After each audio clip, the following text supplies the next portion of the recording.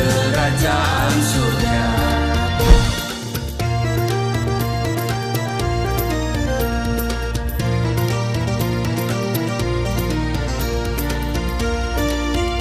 Shalom Bapak Ibu, sahabat Galilea dan seluruh subscriber Galilea Network yang diberkati oleh Tuhan Yesus. Apa kabar di akhir pekan ini? Jumpa lagi, amin. Saudara, jangan pernah berhenti untuk bersekutu dengan Tuhan, amin. Jangan saudara bosan ya, haleluya. Biarlah kerinduanmu untuk selalu dekat dengan Tuhan. Seperti lagu yang berkata, ku ingin selalu bersekutu denganmu, amin. Nah saudara, sebelum masuki kesibukan saudara, kegiatan akhir pekan, mari kita masuki dulu hadirat Tuhan. Di sana kita mau baca dan merenungkan firman Tuhan. Siapkan dirimu, teduhkan hatimu, mari kita berdoa. Bapa, di dalam nama Tuhan Yesus, kami bersyukur hari ini kami berada lagi di akhir pekan. Kami akan isi akhir pekan dengan berbagai kegiatan dan Tuhan kiranya menolong kami. Sebelum kami masuki akhir pekan dengan berbagai kegiatan kami, sebelum kami mau mulai semuanya, kami datang di hadapan Tuhan. Kami mau masuki hadirat Tuhan. Ada ketenangan, ada ketentraman, ada sukacita di hadirat-Mu. Kami hendak membaca, merenungkan firman-Mu. Mengurapi kami semua, urapi hamba-Mu. Di dalam nama Tuhan Yesus, haleluya, amin. Saudara, kita akan melihat di Yohanes pasal 6, murid-murid yang mengundurkan diri di Galilea. Nah saudara, ini Galilea Network, Jemaat Galilea Community of Christ. Kalau saudara tanya ada berapa banyak orang mengundurkan diri, ada banyak saudara ya. Haleluya. Nah, mari kita lihat di sini murid-murid yang mengundurkan diri di Galilea. Mengapa mereka mengundurkan diri? Kita akan baca Yohanes 6 ayat 60 sampai 66. Silakan istriku yang cantik ini. Haleluya. Sesudah mendengar semuanya itu, banyak dari murid-murid Yesus yang berkata, perkataan ini keras, siapakah yang sanggup mendengarkannya? Yesus yang di dalam hatinya tahu bahwa murid-muridnya bersungut-sungut tentang hal itu, berkata kepada mereka, adakah perkataan itu menggoncangkan imanmu? Dan bagaimanakah jika kamu melihat Anak Manusia naik ke tempat di mana ia sebelumnya berada? Rohlah yang akan memberi hidup, daging sama sekali tidak berguna. Perkataan-perkataan yang kukatakan kepadamu adalah roh dan hidup. Tetapi di antara ada yang tidak percaya, sebab Yesus tahu dari semula siapa yang tidak percaya dan siapa yang akan menyerahkan dia.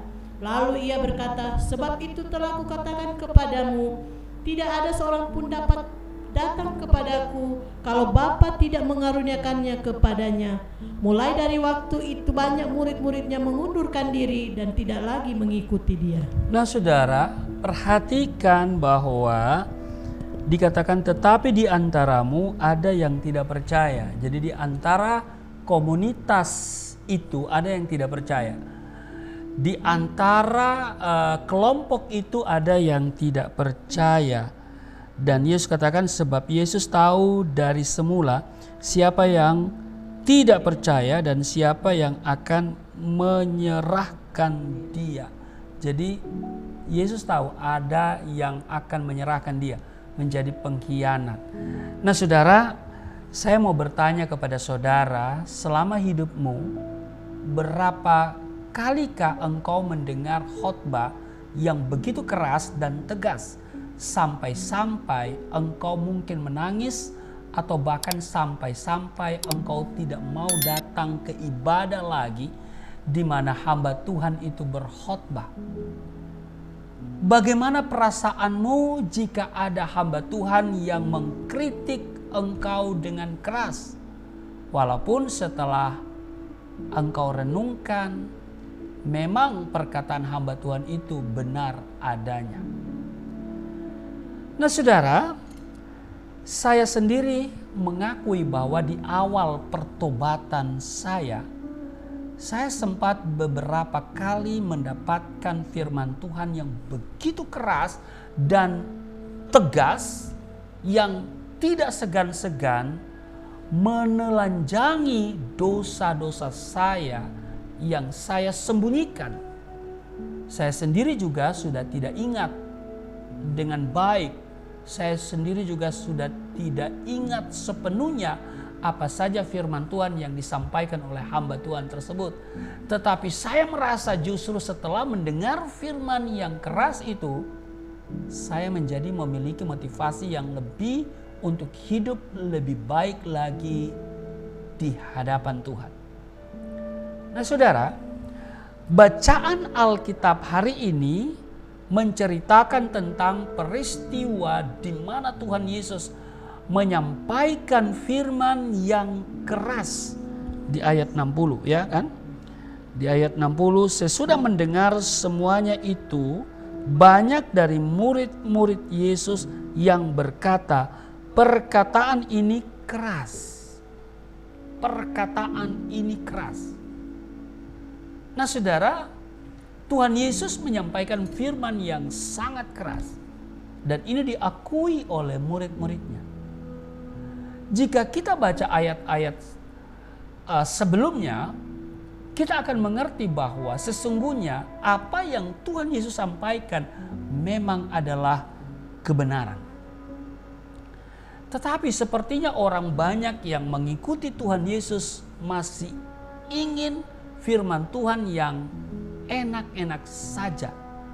Padahal justru firman yang keras itu terkadang diperlukan untuk meneguhkan iman kita. Amin. Tetapi bagi orang-orang yang belum siap, firman yang keras itu justru menggoncangkan iman mereka. Itu di ayat 61. Yesus yang di dalam hatinya tahu bahwa murid-muridnya bersungut-sungut tentang hal itu, berkata kepada mereka, adakah perkataan itu menggoncangkan imanmu? Bahkan Tuhan Yesus mengatakan jika dengan firman yang seperti itu saja mereka sudah goncang imannya, bagaimana mereka bisa siap melihat Tuhan Yesus kembali ke surga atau bahkan datang untuk kedua kalinya nanti? Di ayat 62, dan bagaimanakah jikalau kamu melihat anak manusia naik ke tempat di mana ia sebelumnya berada? Tuhan Yesus mengatakan bahwa firman yang benar adalah ketika firman itu adalah firman yang disertai Roh Kudus, ya kan? Rohlah yang memberi hidup, daging sama sekali tidak berguna. Perkataan-perkataan yang kukatakan kepadamu adalah roh dan hidup. Amin. Jadi Tuhan Yesus menegaskan bahwa firman yang benar adalah ketika firman itu adalah firman yang disertai Roh Kudus, bukan firman yang disertai oleh kedagingan atau hal-hal duniawi semata. Karena Roh Kudus akan membawa kita kepada kebenaran yang sejati. Amin. Walaupun demikian, Tuhan Yesus pun tahu bahwa akan ada pengikutnya yang kemudian akan mundur dan tidak percaya. Dan Tuhan Yesus pun juga tahu bahwa nanti salah satu muridnya, yaitu Yudas Iskariot, akan menyerahkan dirinya untuk disalibkan. Di ayat 64, tetapi di antaramu ada yang tidak percaya. Sebab Yesus tahu dari semula siapa yang tidak percaya dan siapa yang akan menyerahkan dia. Nah saudara, sebenarnya bisa saja Tuhan Yesus menyampaikan firman yang enak begitu ya. Seperti firman tentang berkat, tentang ucapan bahagia, atau tentang hal-hal lainnya yang menyenangkan pikiran dan hati. Tetapi Tuhan Yesus lebih memilih untuk menyampaikan kebenaran firman Tuhan. Bukan 50% kebenaran atau bahkan 99% kebenaran. Tetapi Yesus memilih untuk menyampaikan seluruh kebenaran firman Tuhan. Karena memang sudah seharusnya demikian. 100% kebenaran. Dengan begitu akan jelas siapa yang tetap setia mengiring Tuhan dan siapa yang akhirnya mundur karena firman yang keras itu. Di ayatnya yang ke-65, lalu ia berkata, sebab itu telah kukatakan kepadamu, tidak ada seorang pun dapat datang kepadaku kalau Bapa tidak mengaruniakannya kepadanya. Saudara, kadangkala kita terlena dengan firman Tuhan yang meninabobokan kita. Memang mungkin firman yang disampaikan ketika kita masih di sekolah minggu adalah firman yang sederhana. Itu wajar. Mengapa? Karena kita pun masih kanak-kanak. Tetapi apabila kita sudah berumur 20 bahkan 30 tahun, namun kita tetap menginginkan firman yang enak begitu ya, berarti ada yang salah dengan kita. Sama seperti manusia jasmani kita bertumbuh dari bayi, kemudian anak-anak, kemudian meningkat menjadi remaja hingga dewasa. Demikian juga secara rohani kita juga harus bertumbuh. Amin. Jika ketika bayi kita masih minum susu, kemudian kita makan ya makanan yang lembut, dan akhirnya makanan keras, demikian juga dengan kehidupan rohani kita yang juga harus memakan makanan rohani yang keras.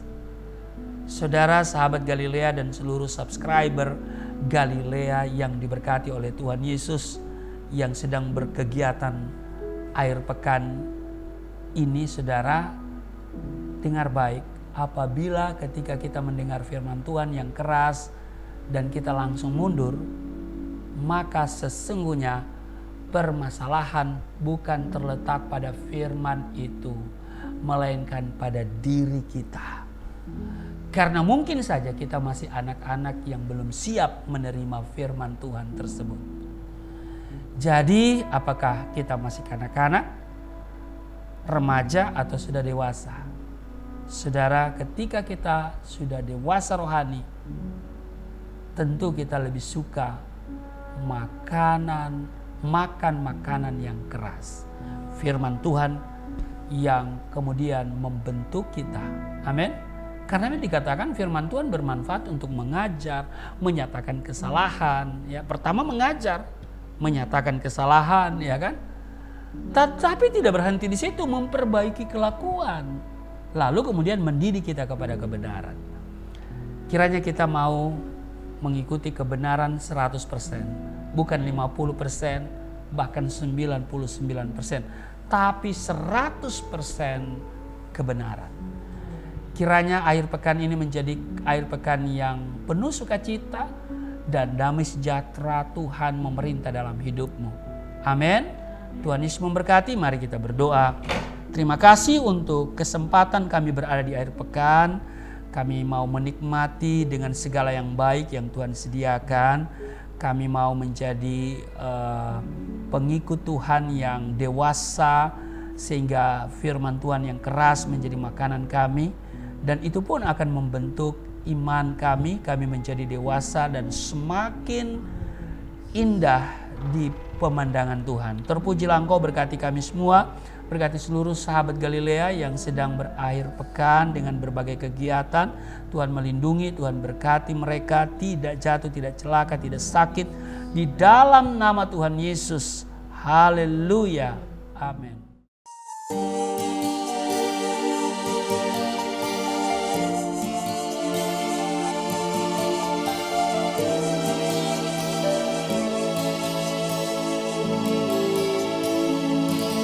Bapa kami yang di surga,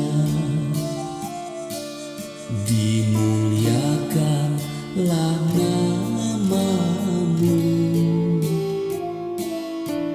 Datanglah kerajaan, jadilah kehendak-Mu di bumi seperti di surga.